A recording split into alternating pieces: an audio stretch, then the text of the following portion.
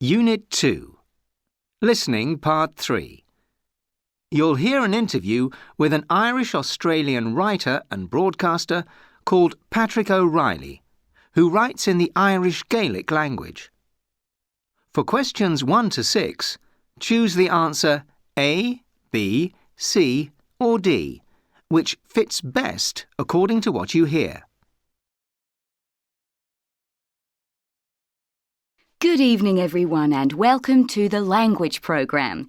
With me in the studio today is Patrick O'Reilly, a third-generation Irish-Australian who is a writer and broadcaster and passionate supporter of the Irish Gaelic language, which is one of several Gaelic languages. Welcome, Patrick. Thank you, Sinead. I like that introduction. Tell me, Patrick, what significance does Irish have for you? Well, as you said, I'm an Irish-Australian. Irish is my second language.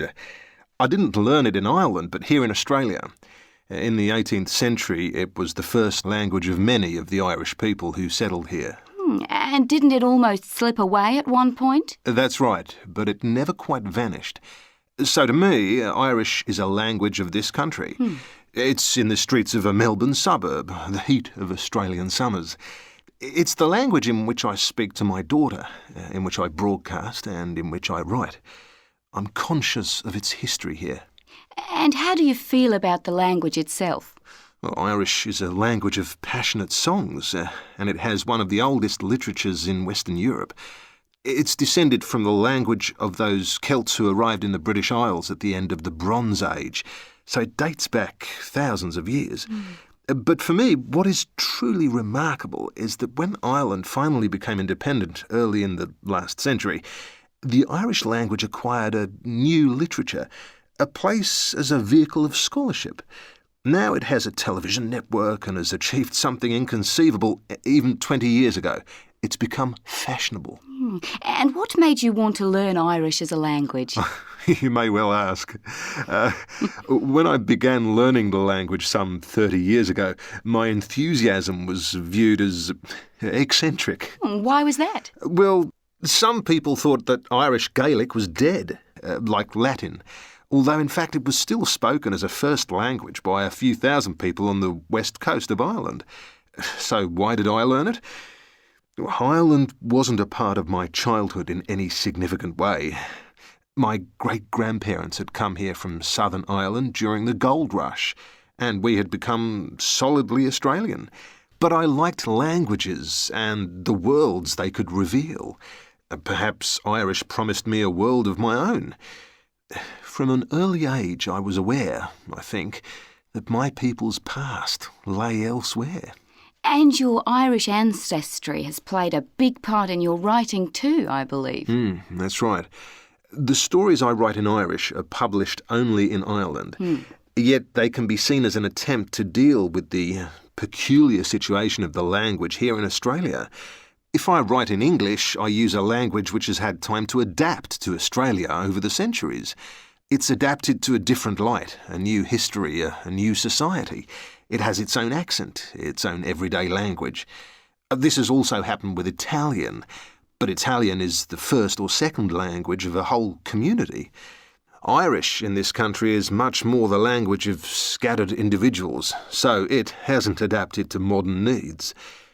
As an Australian who writes in Irish, I must accomplish in my own lifetime the linguistic adaptation which it has taken 200 years to accomplish in English. And yet you said earlier that Irish had become fashionable. What did you mean by that? Well, in Australia it actually means that every year a number of people go to Irish language classes, and that a very small minority eventually become fluent. Irish is fashionable partly because Ireland itself is fashionable.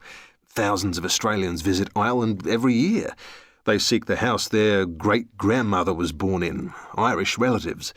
They're looking for a shining image composed of the round towers, enchanted light and green landscape of old legends.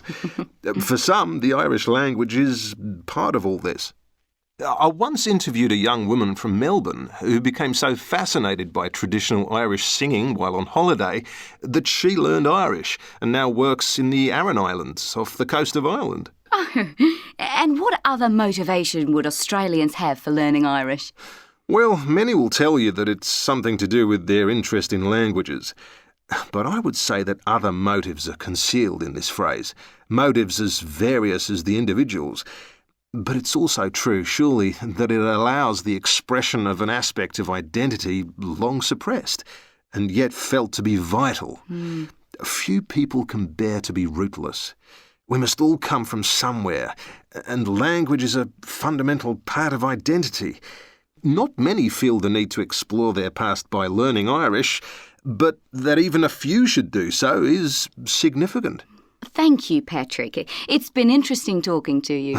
It's been a pleasure.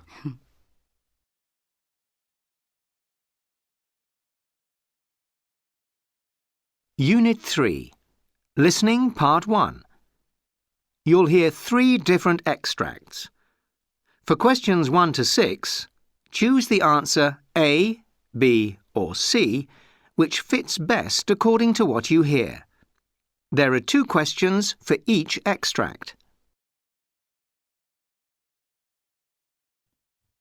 Extract 1.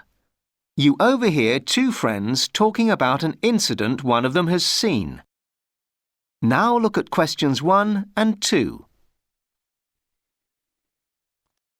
Guess what? I was going out for the day yesterday when I heard the most horrible noise. Oh? What was it?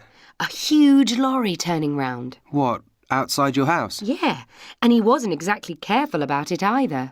What happened then? There was a large crunching noise. I thought he'd driven over my car. Did he wreck it completely? Well, to my astonishment, when he pulled away, the car didn't have a scratch on it. What was the noise then? He'd completely flattened the street light. There was glass everywhere. You must have been furious. Well, surprisingly, I wasn't. The look on the driver's face, he was absolutely horrified at what he'd done. I realised he was dreadfully embarrassed, poor man. What happened next? He leapt out of the lorry, knocked on the door and apologised. And then? He called the electricity company on his mobile. They sent someone within an hour. Live electricity is dangerous. So it was all right in the end? Well, it didn't make much difference to me, and at least no one was hurt. That's good.